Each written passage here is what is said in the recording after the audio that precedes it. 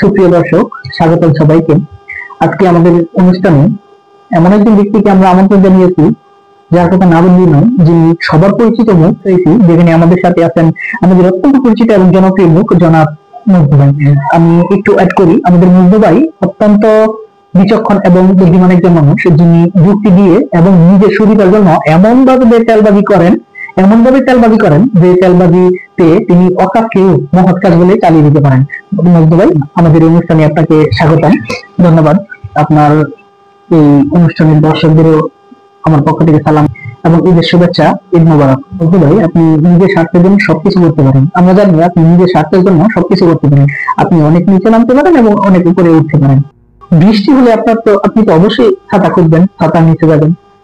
তেমনি গাড়ি চলতে হলে যেমন তেল দরকার, সমাজেও তেল দরকার। হ্যাঁ, আমি বিশ্বাস করি তেল এক প্রকার শিল্প। This is the art of survive life.